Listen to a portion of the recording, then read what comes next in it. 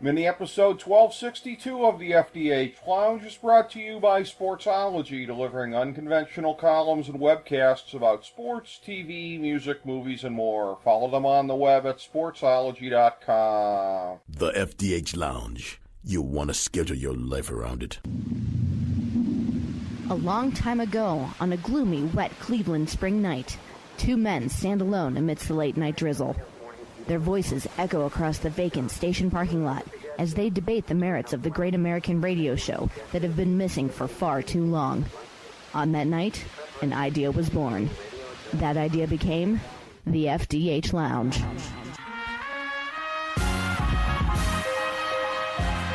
Welcome to the FDH Lounge. Hello, everyone. Welcome to FDH Lounge mini episode 1262. This is FDH managing partner Rick Morris with you. And this is part 29 of our Coronavirus Crisis 2020 series. And today we are taking a look at the third match in the greatest, I would say, UFC trilogy of all time and how this relates to the coronavirus crisis. It'll be an empty arena match here, so to speak. This is something that could have sold out any stadium in the world. And instead they're going to be holding it in a lonely Vegas gym, as it were, as Stipe Miocic defends the UFC World Heavyweight Championship against his greatest nemesis, former champion Daniel Cormier. And again, Cormier took it off of him 2 years ago thanks to eye pokes that would have made the Three Stooges blush. Last year, Stipe took a bunch more eye pokes, such that he had to have eye surgery afterwards, but due to a series of liver shots predominantly, was able to wear him down, take it back. And thanks to having that eye surgery afterwards, and then the coronavirus crisis, where Stipe has been working, as always, as a first responder, it took a full year to get back to this point. And a year is a long time to wait to talk about a Stipe fight, too long in my estimation, with our good friend, FDH MMA editor Jake Digman, of course, the personal ring announcer to the champ at the beginning of his career, a.k.a. Ricardo Rodriguez, as it were. So always a pleasure to get insight from a man who knows the champ well. My close personal friend, Jake Jennings Digman. Jake, good to have you back on, my man. Thanks for having me on. It's nice to throw out that Ricardo Rodriguez line that maybe he said people again. Way to never forget. Well, I got one that I think more people are going to get, although I don't know, because there's a lot of MMA fans who hate the pro graps. So they won't necessarily be laughing at this, but when I ran across something this morning, Jake, even though it's off topic for what we're about to get to, I knew I needed to share this with you. Stolen off of the internet here, ideas for new Chris Jericho t-shirts now that he's gone up and played Sturgis with Fozzy. So here are some ideas, again, shamelessly stolen off the internet. First one, Ayatollah of Rock and Rona. I've seen that one. The next one, the gift of Jericho vid. Breathe it in, man. Here's one that gets points for creativity. Le Champion of l'Infection. Wow, that's pretty good. Yes. You just made the contact tracing list? There is, the last two seem especially apropos. Stupid COVIDiot. And the Walls of Jericho vid. The Walls of Jericho vid? Yeah. Nice. So, fortunately... Internet, we can count on you for some great things. Yes, and fortunately neither of the combatants in this fight, at least to the best of my knowledge, spent any time in Sturgis there, amidst the big example of natural selection that is going on at the moment. But I did see a shot of Stipe on social media today, apparently at the airport in Las Vegas, and I'm thinking to myself, I hope they at least sent him a private plane, right? Like, I don't want to think about this poor guy having to ride in coach with whoever else might be coughing into that jet there, so hopefully he made it out to Vegas in safe fashion during a pandemic, Jake Digman. One would hope that, being the heavyweight champion of the world and what they're hoping to be a big drawing pay-per-view the summer, that they would send out a private jet. But then again, who knows? Yeah, it is. I'm not privy to that information, but I'm just going to like to believe that they did.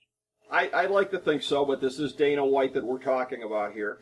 And we have talked about, really since before Stipe won the title, the idiotic antipathy that UFC has seemed to have, not wanting to embrace their blue-collar, real-life Rocky figure that they have in Stipe. Again, this is really going to be something where I think a lot of people will think it's melodramatic for me to compare this to the Ali Frazier trilogy. But when you look at it, that Ali came out of that, ensconced in the minds of many people, maybe not everybody, but in the minds of many people, the greatest heavyweight of all time. This is also what we're looking at here in this fight. And we've had, the last fight in particular was an epic. I don't know if that was their Thrilla in Manila or whatever. The first one was a pretty good fight also, too. The third one, it should be very, very competitive as well. But if you look at the historical comparisons, where these guys stand, and the chance to firmly grab the mantle as the greatest heavyweight in history, this really, I think, is the Ali Frazier trilogy of UFC.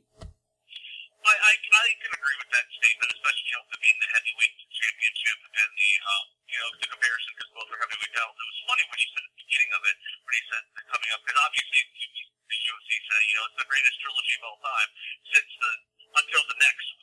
Yeah. So it had me thinking of what are some of the greatest trilogies of all time? And I mean, this has to be right up there with Liddell and Couture. Yeah. Is one of those, and honestly, I'd have to do some research on this and look into it more and see, which other ones that are up on that level. So I'm sure I'm missing one or two of them there, but yeah, it's definitely in the top 5, if not number 1. So I mean, obviously the top 2, because I can't think of any other ones off the top of my head. So it's easily, right up there with some of the greatest of all time, and it's going to be interesting to see how this one plays out. It really is, yeah. And like you said, there's not necessarily a lot of competition for the prize of greatest trilogy in UFC history, and even at the heavyweight level, no less. But this is a thing where coming into it, looking at the odds this week, they seem to be shockingly even in a lot of ways out there. So a lot of the wise guy money, it seems like they don't really know which way to go with this one here. And again, me being the cynic that I am, I believe that should be the case only because the UFC has proven to be so shockingly inept at policing the eye poking in the first 2 fights here. Because I happen to think that, again, Cormier is probably coming in better condition than he was for the second fight, where he at least retroactively is saying, I wasn't really in the best of shape, I was susceptible to the liver shots in a way that I won't be this time. But it's a thing where, even if he is in better shape, I really think Stipe figured out last time and made the adjustments, and with his team behind him, would be able to make adjustments again. He has been the better fighter across the 2 fights, I believe, and I think he has the edge this time. But again, if it's anything goes as far as the eye pokes here, if we're looking at the old Roddy Piper / Ric Flair routine with the eye pokes, we saw in the first fight that's the equalizer. Yeah, that's the equalizer for anybody. I don't care how big you are. If you look in the eye, you're going to go down. And, it was one of those things where I actually saw an interview, I think it was during the last UFC, wherever the UFC on ESPN Plus was, I forget what they call it now. But I was watching that this past Saturday, and they had DC on there, and he was talking about how he was dominant through the majority of both of their fights, and Stipe knew that. And I was just watching it, like, at what point in the second fight was he really all that dominant? And in the first fight, it was basically, as a direct result of those eye pokes that came in. Again, that's selling the fight, that's hyping the fight, that's what he's there to do.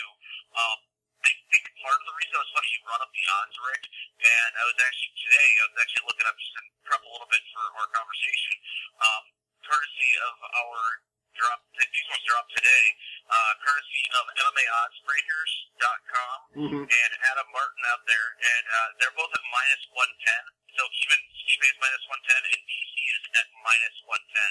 And those are MMA odds breakers is who the UFC goes through, and the correspondence for MMA odds breakers to the UFC is an old friend of ours, Mr. Nick Kalikas. Really? Small Okay. world coming back. Yeah, small world, Yeah. Small circle. Yeah. But those are usually, ads back in the day with the BetOnFighting.com, and I always went through those guys. And I trust Nick as being, one of the best guys in the business, and if not the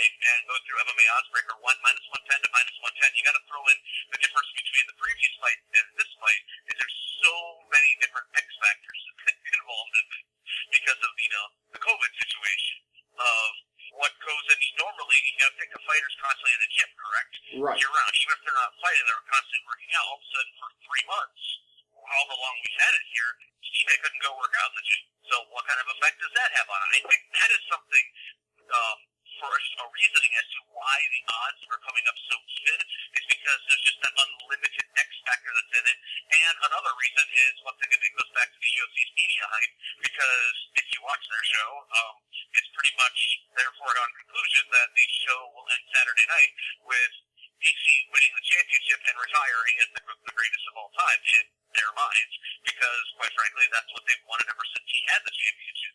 They never wanted to give Stipe a rematch for the championship. Brock Lesnar was like, nah, I'm good, and they didn't have anything to fall back on. So here we are, and just for the sake of principles and everything involved in it, I hope that Stipe knocks him out on Saturday and finishes once and for all, and then goes on to do whatever he wants. Yeah, and I'm pretty... And that's not a knock on DC. DC, great dude, great representative of the company. He's just in the way.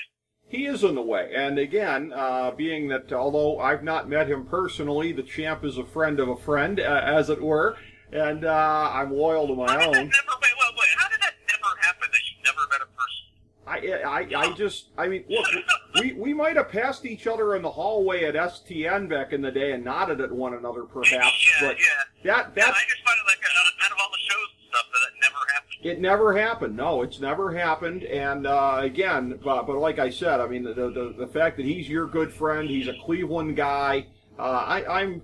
We talk about this in all ways. I just did a geopolitics segment last week where I said, I mean, whatever I'm talking about, I put my cards on the table. So it's like I'm a Stipe guy. I'm rooting for Stipe. Take everything I'm about to say through that prism. And when I say that I think Stipe should be the favorite, again, though, I'm pretty good at weeding my biases out of what I think will happen. But I look at the adjustments that he made in the last fight, and the disproportionate role that the eye-poking played in his loss in the first fight. Those two things taken together, I think, establish him as the man to beat. Cormier, as you said, is very great himself, and if there's anybody that might be able to make the counter adjustments, it would be him. But I again, and who knows if Stipe is going to go to the body shots early in the fight or not. If he does, Cormier has a real burden of proof to show that he can withstand them. I 100% agree with everything you just said. These are the Adam Martin who gets a write-up at MMA Odds Breakers, or release the odds. This is what he had to say about it. The trilogy fight between Miocic and Cormier is finally here. We've been treated to these two heavyweight storytelling the last 2 summers. Cormier winning by KO the first time, and Miocic winning by TKO the second time. The trilogy fight is even tougher to predict because these two are so evenly matched. So much so that odds makers open the trilogy as a true pickup. These are 2 of the greatest MMA heavyweights we've ever seen, and the winner of the fight will probably go down as the heavyweight goes. This is a very tough fight to pick, but it is sure to draw heavy action on both sides of the sports books regardless. Well, it's hard to argue with too much of what he said right there. And I have to say, too, just to emphasize yet again, and for anybody that's listening that's a little bit more of the casual fan of MMA, which I fall closer to that spectrum, than the hardcore types like yourself, to be sure. But it's a thing. As we've said in previous episodes of the show, I'm getting closer and closer every day. If my friends aren't fighting, and if it wasn't during like a COVID, it's just one of those things where it's like, it just goes back to kind of like my issues of UFC's lack of promotion. But to me, the reason to make people care other than here's fights. However, when we had absolutely no content going on until recently with sports returning, it's like, oh, okay, here's 2 people fighting. I don't know. Here, I'm telling my girlfriend, hey, you pick one, I'll pick the other one. Whoever wins, I could care less. We'll just see who wins. It makes for some entertaining television. There you go. Yeah, I mean, and that's a thing where, but to anybody that's sort of a pre-existing casual fan that doesn't have the background and knowledge that you do, like for example, I was talking to my dad about the fight the other day, and I was mentioning it about how Stipe won in the second fight, and I remember remarking to him of like just how brutal that sounds. I mean, think about it, liver shots. I mean, I'm just, wincing thinking about it. I mean, and early on, when I think it was Senator John McCain or somebody like that calling it human cockfighting, which I don't necessarily agree with, and I'm not somebody that believes certainly that it shouldn't exist. I believe that it should, but that's one of those things there where when people talk about the brutality of MMA, and look, Stipe did what he had to do. I applaud him. You go with whatever is there and whatever is legal, but I mean, the concept of repeatedly punching someone in the liver to win a fight does kind of sound like it's straight out of prison. Man, that's some old school boss Rutan stuff right there. Yep. You know, because you strike a man in the liver, you can stop his whole, you can shut down his entire system, and that's what we saw the last time. The last time these two battled. It's funny, I'm looking through the card right now, and I'm like, oh, these are good odds. This looks like it's going to be a good fight. I don't know who these people are. Junior Dos Santos is fighting. Junior Dos Santos, the former rival of Stipe Miocic, actually has a win over Stipe. He is fighting this card. I'm not even going to pretend to be able to pronounce this guy's name. Anderson Ciro Rosrudik? Okay, he's minus one. He's minus 140. The only reason why I bring this up, because usually if you notice, like, I'm actually surprised I didn't, then they had the Black Beast, Derek Lewis. He's another guy getting a push in the UFC right now. Usually if it's a heavyweight title fight, they usually have, like, you know, whoever their next guy they're trying to push along is kind of on the undercard, no matter what the title is. That's how they try to do it. So the welterweight main event or whatever title they try to get, you know, a couple other contenders on there. But everything got thrown all into a whack because of the situation with Fight Island and COVID and being able to get people into the fight and whatnot. So, but it's interesting to see what the other heavyweight battle on the card is going to be. And apparently this guy here is the guy Dos Santos is fighting is an up-and-comer. Yes, very much so. By the way, it's worth underlining here, a moment ago, the gentleman running down the list of names on the card somewhat haltingly, our MMA editor, Jake Digman, everybody. So, I'm obligated. I have to bust your balls for that. I have to. That's fine. I honestly have no idea how to should I look this up here? It's just, I mean, it goes back to our previous conversation we had about it. Yes. Unless my friends are involved in it, you know? Right. It's just, it is what it is. Well, I mean, it's an oversaturation of things, and, yeah. There's not a lot compelling that's going on, quite frankly, in it. They don't have a whole lot of big stars in the different divisions, and that's why they're always real thirsty for whenever McGregor wants to fight, because he's at least a known commodity. And yeah, there aren't a lot of big things to go around. We don't have as many opportunities to talk about things here on the show. That's another selfish reason that I hope Stipe wins, is that you and I have more Stipe heavyweight title fights to talk about in the future. And we'd also have another one to talk about upcoming, because for the first time ever, going for the flyweight championship. Yes. Cody Garbrandt. Yes. That's going to be fun. No love. Like, can you get that middle? We're going to see. Yes. Gotta give some love to no love here. Another Northeast Ohio boy looking to get back a championship here, although, as you said, at a different weight division, going down in weight a little bit here. So definitely something to keep an eye on as well. And as it goes for Stipe here, this whole thing, one of the X factors would be, and again, I don't know the extent to which, I'm going to assume that Cormier had more time to prepare, because he's the guy who caused the eye surgery, not the guy who had to endure the eye surgery. So all the time that Stipe was recovering from the last fight from, like I said, the Three Stooges routine / Roddy Piper, Ric Flair with eye pokes, Cormier was free to go out there and get any quote-unquote better shape. And then, as you alluded to previously, the Strong Style Gym in Ohio here, which I believe is probably becoming a world epicenter of MMA wisdom, since they have trained, we think, the greatest heavyweight champion of all time, as I think it'll be certified Saturday night. But they were shut down, as were all other quote-unquote non-essential businesses in the state during the height of the coronavirus shutdown here in Ohio. Plus, he was out there putting in a lot of shifts I don't know if it was more than usual, but at least his usual amount of shifts as a firefighter slash EMS guy out there locally. So it is fair to presume, without knowing for sure, that Cormier has probably gotten more gym time over the course of the last, if you want to go back 6 months, 9 months, whatever the case may be. I know that as soon as the gym opened, I think in late May, Stipe's been in there. No doubt he was training at home prior to that. But that's one of those things where, again, if you're going to make a case for Cormier, which, again, I don't in the end find to be convincing, but I think that's one of the things you lean on if you were thinking he might pull it off.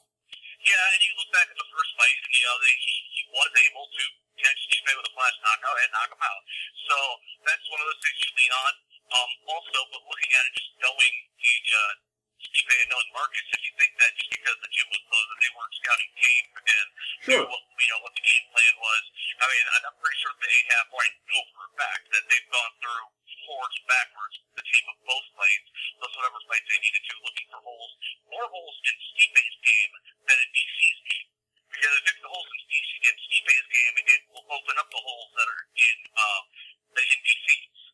So take care of home first, then you can create new opportunities to come in here and, the new tactic. And I'm pretty sure, that's what they've got the champ doing up there. And I'm really excited to see how it goes down. But it's just one of those things where every single time I'm seriously watching people fights when friends of mine fight, I get that feeling of super nervousness that I can't really describe, other than I guess maybe sometimes people like their favorite sports teams or something go to compete, but it's just like this, oh god, here we go. And it's you're either gonna get the super adulation rush, or it's just this sad, I don't want to watch TV anymore. Well, let me ask on that subject here, because this is one of the questions I have a chance to ask you that is super unique in the course of breaking down a fight like this. And that is just from your perspective emotionally, because going back to the very beginning, as much as I joked about the Ricardo Rodriguez thing before, personal ring announcer, but again, somebody who was basically right-hand man in terms of management for the promotion. So working very, very close with NAAFS, working very closely with the fighters, getting to be good friends with them, whatever. You were friends with the guy when really nobody outside the Northeast Ohio MMA community knew who he was. And you're talking about watching your friend fight and the nervousness and whatever. You're going to be watching your friend fight on Saturday night on the biggest stage in the world. So there's the whole thing of yes, this guy that I go back to his pro debut in the 2000s and we're friends and we go way back and whatever, and there's that. And you had that same feeling watching him back then of nervousness for him and whatever. But I mean, how surreal is it for you? Like I said, you're going to be having those same feelings as you always do when you watch him fight, but you're watching him fight on the biggest stage in the world. It's hard. It's heart-inducing. It's panic-inducing. It's because before, if it's on one of the, if it's on one of the smaller scales, maybe nobody will see it. Everybody sees this.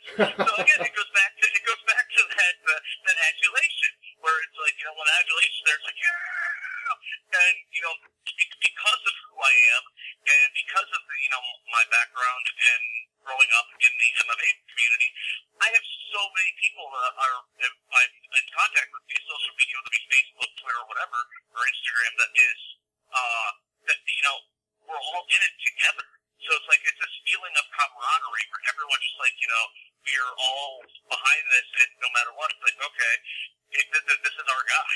And it's a really cool feeling of belonging, of a sense of it's one of those, it's kind of like the way to compare it to is, the people who bought the first edition of the comic of the Teenage Mutant Ninja Turtles. Right. Because they knew something was going to be magical, and then all of a sudden it took off and went crazy. It feels kind of like that. And it's okay, what took you guys so long? Come on. And the fact that, that Stipe kind of, which is so weird that he's the UFC rebel, considering he's if you know him or know his story, he comes across, he's literally the ultimate good guy. Yeah. To them, he's the rebel because he's that guy from Ohio. He's not one of their Vegas kids. UFC likes their Vegas kids. They they will entice you to come to Vegas, come live here, do better opportunities, train our training center. I firmly believe that at the end of this, Dana White's goal is to be like Vince McMahon and have UFC Training Center And in order to get into the UFC, you have to go through the UFC's training center, as opposed to these private independent gyms. They can still work there, but once you sign with them, you have to sign with their people. And I just have a feeling, because we know how much he loves other people making money. Yeah. If you look at things, it just seems like one of those things that, they're kind of leaning things more and more towards. Yeah, and that Stipe is probably a roadblock towards that as long as he is outside of the whole system there with Las Vegas and remaining true to his Northeast Ohio roots. And it's one of those things where, I can understand the whole notion of camaraderie and the whole feeling of pride and everything like that, watching him going all the way through. The other thing is that knowing that you're in a neighborhood where there's probably at least more than a few hipsters there, this sort of makes you the ultimate hipster, doesn't it? Oh, you're a fan of Stipe now? Oh, what can you tell me about his B-sides from earlier in his career? Let it roam, buddy. Let it roam. No, the thing, though, is everybody who knows me, it's like I know my for those who don't know, I live in Highland Square. Yes. That's in Akron. It's a little hipster neighborhood. But everybody who I associate with and hang out with know my background and, are pretty much fellow fight fans too, or at least, follow that. So, and somebody wants to come along, new pitball friend or something, it's like, I'll be like, I'm probably just they're busting chops and just kind of laugh it off. Right. Everybody loves me. It's all in the what you look for to people, Exactly. And people make fun of you. And I wish I could have learned this when I was back in grade school. If someone's making fun of you and teasing you, and you just no sell it, it just ruins the joke. It doesn't work. And you're just like, oh, okay. And the teacher's like, yeah, I like this guy. He's cool. But unfortunately, grade school me, it took many years to learn that one and be able to kind of have an even keel. It's like, oh, you got a good burn? Nice.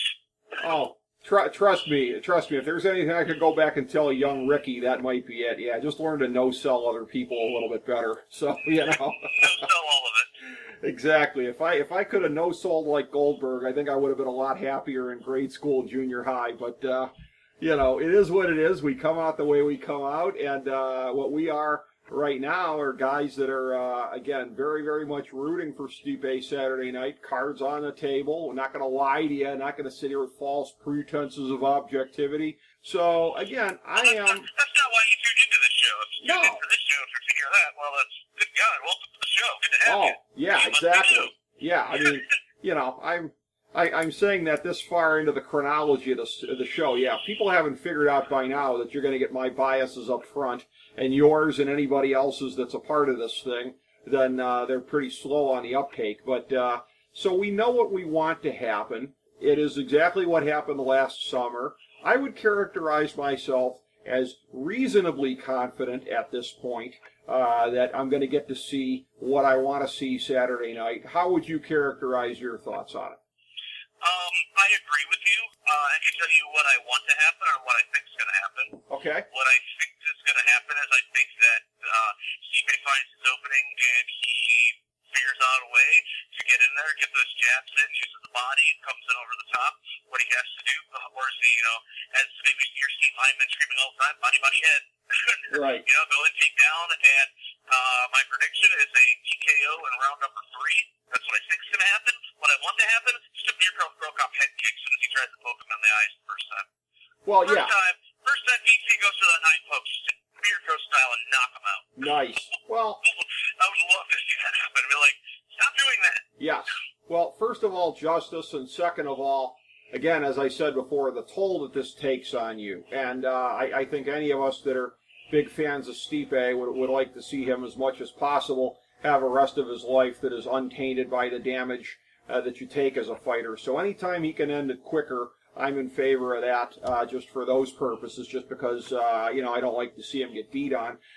Is there any thought whatsoever, this was something I had read on ESPN today, about that it is going to be a smaller cage, and that apparently that is something that Cormier was lobbying for. He thinks it's going to be beneficial to him, and that Stipe, as the grappler, as the guy who's sort of moving his feet more and trying to get more into position to try to do the takedowns, that it could be slightly more claustrophobic to him as far as finding enough room to get in good position. I mean, I'm hopeful that that isn't the case, but do you give any credence to it? I don't give any credence to that. Good. I do give credence to the idea maybe to the DC lobby tour. I don't know that for a fact, but you know, in this business, you can't throw anything out of the way. My question is though, why? That's what I don't understand. Like, if every outfit, you know, the normal size cage is good for every other fight, why else are we changing the rules just for this one? That seems like an odd thing to me. And, but at the same time, it goes back to the preparation of you know, coaches, and I firmly believe that both coaches, both fighters will be well prepared, because both, let's be honest, both come from great camps and, you know, have great teams behind them. They will both be well prepared, and it's something, you know, that the DC can't throw in as a roadblock, perhaps, for Stipe. He'll find a way around it, and, you know, they'll be working on that and focusing on, you know, this latest thing. I just find that really bizarre, that you've never seen that in any other situation. Well, yeah, I mean, what is this, baseball, where you're playing in Fenway Park with a green monster? Like, how do you not have fixed dimensions? I realize that I'm not the UFC expert that a lot of people are, you included, but I mean, the whole notion of, like, variable dimensions, that never even crossed my mind before I read this. Well, that's actually been a thing for a while. Okay, all right, my bad. Times of going back in different, I always thought, this is something I never really researched, because I just always assumed to be a fact, was that the UFC octagon was always the same size, because you never saw anything different about it. It was always, you know, because if you're on a local show, like, you know, RFO, all the shows were, Matt owned the cage, and I'm pretty sure that was a 16-foot cage. Uh-huh. The NAS shows back in the day were 16-foot cages. However, there's also some that were, I think we had one that was an 18-foot, and another one that was a 20-foot that we did use. Now, the UFC has always been, there's a, what, 30? Yeah. I think so. And yeah, so that was always the thing too, because when you learn, that's the thing you got to remember too. Maybe think you're going to be claustrophobic. He came up through training on these tiny cages. He came up working through and having, you know, fighting in leagues like the NAAFS, where, you know, it was a much smaller cage. It was a 16-foot cage. So they think of him dropping down to 25, all of them would be like, oh, I'm scared. That's the dumbest. The man is a freaking professional firefighter. I don't think a claustrophobia of 5 feet in a cage is going to make him freak out. No. I don't mean claustrophobia in that sense, but I mean in the sense of, you know, and again, I think of him, you know, in terms of the skill set, he is somebody who was a Golden Gloves boxer in Cleveland, but also with a college wrestling background at Cleveland State University. I sort of think of him first and foremost in terms of that skill set. And that Cormier is not the grappler that he is. Cormier is good on the cage. He's very good at maneuvering on the cage. And the thought being that a grappler, because again, a lot of times it is Stipe sort of dictating how it goes with the footwork, whether he's backpedaling, whether he's moving in. It is Stipe that's, I think, the bigger variable in terms of movement around the cage. And that Cormier might be looking at it like, A, I'm good when I'm on the cage as far as maneuvering. If we're backed up against it, it could help me. But also, it could frustrate Stipe a little bit because you're taking away some of that foot space for him to get in that optimal position to go for a takedown. That was what I meant by, not literally claustrophobic. Okay. But you know what I mean, though. Like when a fighter is looking for the perfect angle. I thought you were quoting someone on that. No. When the ESPN article, I was like, huh? No. That weird. No, that was my mistake. That was my weird choice of a word, but I meant claustrophobic in terms of where it could be frustrating. Like if you're a grappler looking for the right angle and you got less space to work with, literally less canvas to paint on, as it were, literally, that could be a thing where if for no other reason than to get in Stipe's head, whatever, Cormier's going to be doing whatever he can here. So I just wondered if that was registering with you. I'm glad you're sort of no-selling this as a fear thing about Stipe. Yeah, I was like, what? Now, the thing with that, though, is, I mean, everybody has kind of agreed with is, in the previous cities, DC has an incredible wrestling background. Yeah. You know, he was competing, he's an Olympic freestyle wrestler. Yes. I believe he was, I don't know if he was the NCAA champion. Yeah, he was the multiple-time NCAA champion. Yes. So it's like, his whole game plan, as everyone said the first two fight, is to get him on the ground. Right. He failed miserably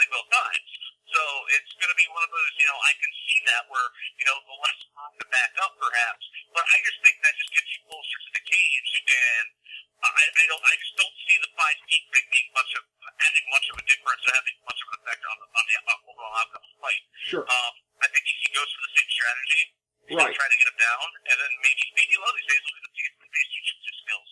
Right, and let me clarify further, because as you said, because I risked another misstatement there, Cormier obviously has incredible credentials wrestling. What I'm talking about is head-to-head 2 times out, as you pointed out, when matched against one another. And that's where sometimes anything you've done, whether it be Olympics, NCAA wrestling, kind of goes out the window sometimes, depending on who you're matched up against, who your dance partner is, so to speak.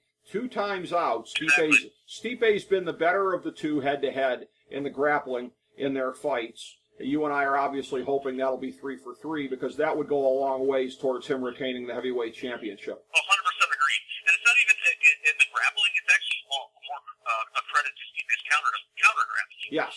Because he's able to block, the takedown defense and the block. I know that's what you meant. Yes. He's got the counter grappling to prevent BC from, because that's what BC likes to do. He likes to take guys down, smother them. Yeah. Oh, yeah. Long since been his style.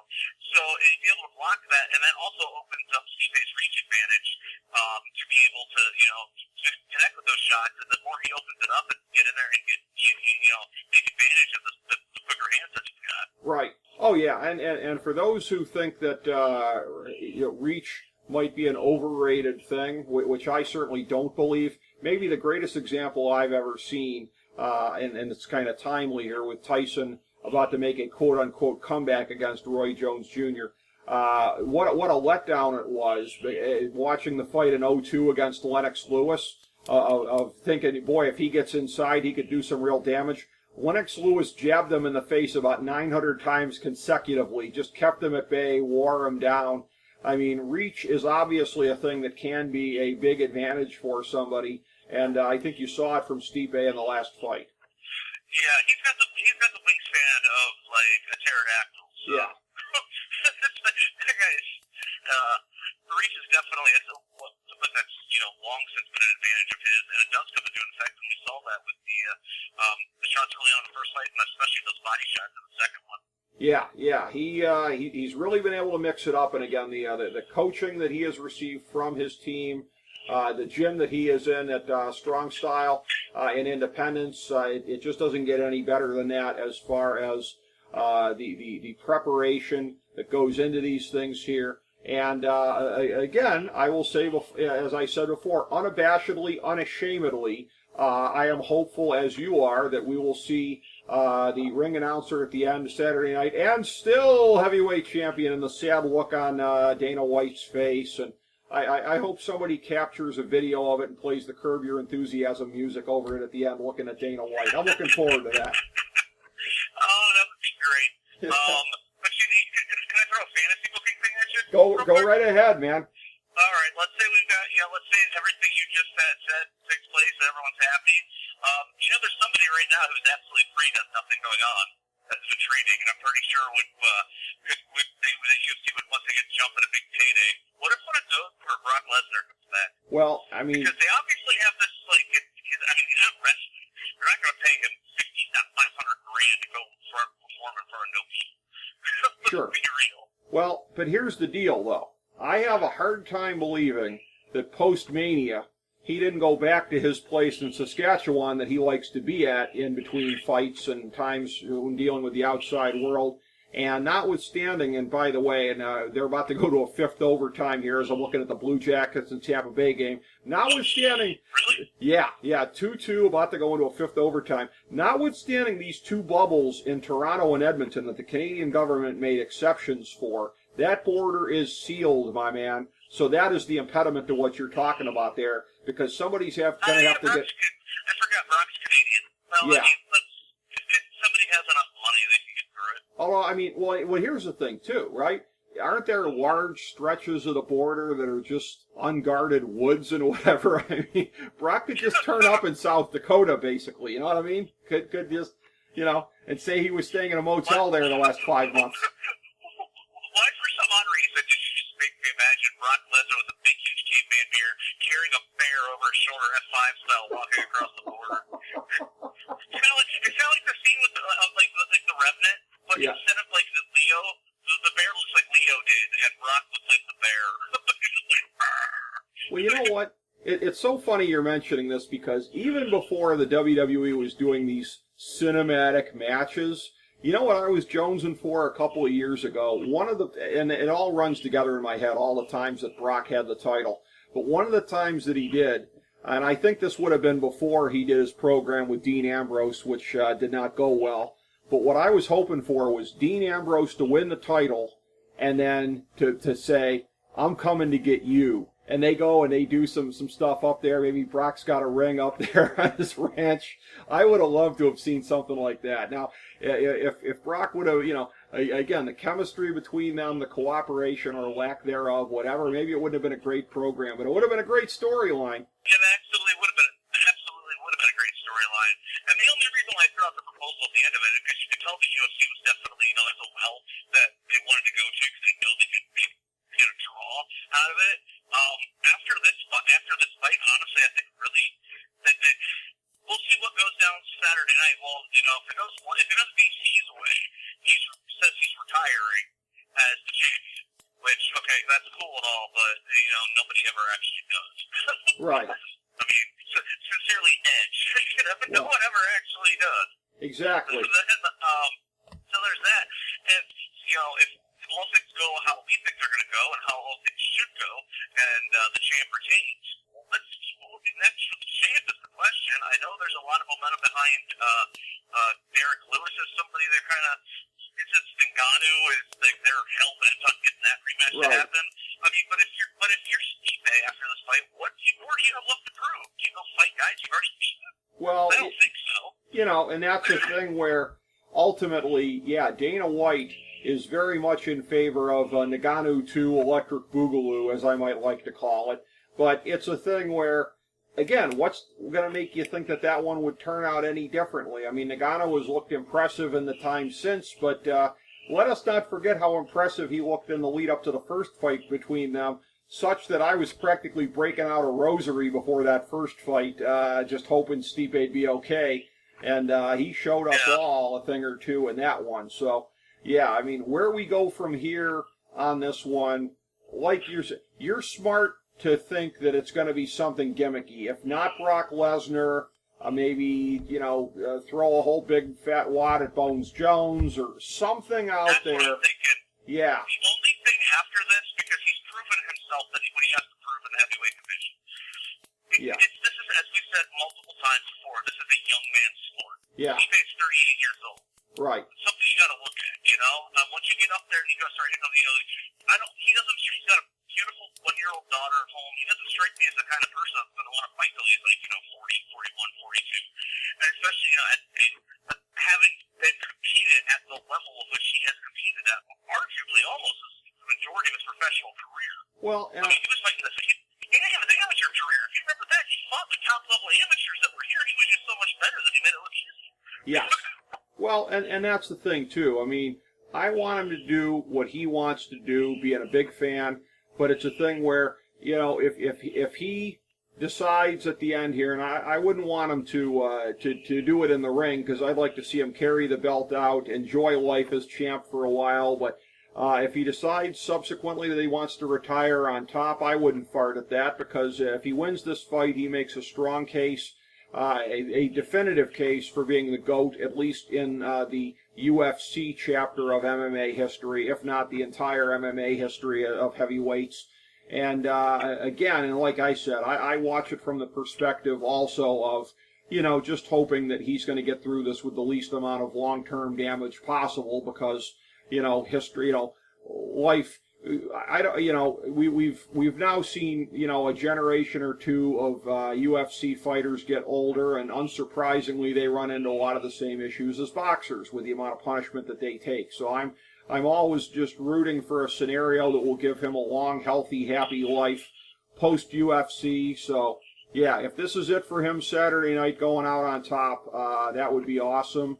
And, we'll have to see how it goes. But it's just, it's a thrill. Go ahead. I was just going to say, I just think, after this, the only thing that really the enticement to come back for is the big money.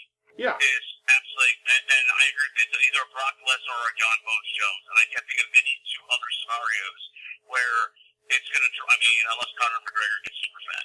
Right. I can't think of any other scenario where that was going to draw this much attention and that would basically get the draw that, and a John Bones Jones versus Stipe, GOAT versus GOAT.